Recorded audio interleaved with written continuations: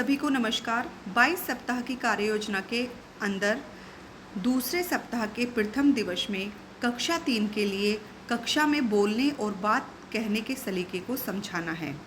प्रथम कालांश में मौखिक भाषा विकास पर कार्य होगा। यहाँ पर जो भी तैयारी और सामग्री एवं मुख्य बातें हैं उसको शिक्षक ध्यानपूर्वक पढ़ लें। सामाजिक और भावनात्मक जुड़ाव, यहाँ पर कालांश की शुरुआत एक छोटी सी कविता या कहानी के द्वारा होगी और हम बच्चों को किस तरह से वो सुरक्षित तरीके से कक्षा में व्यवहार करें ये बातें सिखाएंगे। सारी बातचीत सिर्फ 3 बिंदुओं के इर्द गिर्द बुनी जाए। बच्चों को अपने पीछे पीछे निम्नलिखित बातों को दोहराने के लिए कहें। मैं वादा करता या करती हूँ कि जब दूसरे बोल रहे होंगे तो मैं ध्यान से सुनूंगी। मैं वादा करता हूँ कि गतिविधि के दौरान मैं अपनी बारी आने का इंतज़ार करूँगा। मैं वादा करती हूँ कि जब मुझे कुछ बोलना होगा तो पहले अपना हाथ उठाऊंगी। इस तरह से बच्चे जो भी वादा किया है उसकी छाप अंगूठे के रूप में किसी चार्ट पर एक पेड़ बनाकर उस पर लगाएंगे। इस तरह से उनके दीवार भी गंदी नहीं होगी और ध्यान रखें कि बच्चे के कपड़े भी गंदे ना हों। इस तरह से बच्चों को अपना वादा याद रहेगा। इस गतिविधि को कराने के बाद चार्ट को कक्षा में लगाया जाएगा। लेखन कार्य में बच्चों को कोई भी चित्र उनकी पसंद का बनाने के लिए कहें और चित्र बनाने के बाद उस पर थोड़ी चर्चा करें। शिक्षिका ध्यान रखे कि जो बच्चे गतिविधि में भाग नहीं ले रहे हैं उनकी पहचान हो और उनसे बातचीत कर उनकी समस्या का समाधान किया जाए।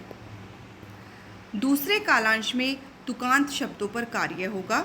यहाँ पर डिकोडिंग पर कार्य किया जाएगा। ध्वनि जागरूकता के लिए हम बच्चों के साथ कोई भी गतिविधि करेंगे।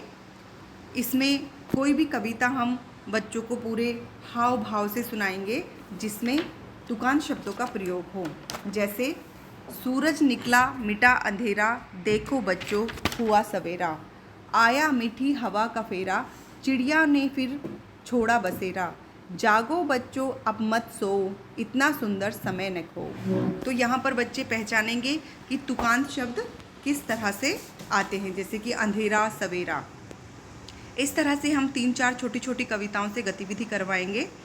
आप आधारशिला क्रियान्वयन संदर्शिका कक्षा 1 2020-21 की पृष्ठ संख्या 25 से कविताएं ले सकते हैं।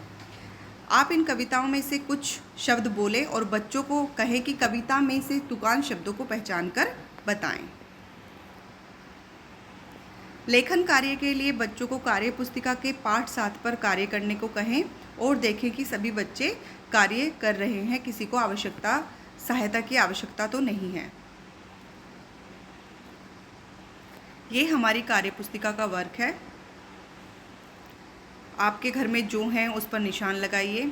सभी बच्चे जो भी जानवर या साइकिल वगैरह उनके घर में होगी तो उस पर निशान लगाएंगे। चित्र में क्या हो रहा है अपने साथी को बताएं। यह गतिविधि शिक्षक जोड़ी में करवा सकते हैं। बच्चे बताएंगे कि चित्र में उन्हें क्या दिख रहा है। तीसरे कालांश में प्रिंट से परिचय कराया जाएगा। यहाँ पर बिग बुक से पठन किया जाएगा। बिग बुक के स्थान पर आप पुस्तकालय की पुस्तकों का प्रयोग करें। जैसे कि बिग बुक में हाथी और बकरी की कहानी है तो पुस्तकालय की पुस्तकों में भी बहुत अच्छी कहानियां हैं, तो वहां से कहानी लेकर हम बच्चों को चित्रों के माध्यम से पूछें कि इस कहानी में इन चित्रों के माध्यम से आपको क्या दिख रहा है।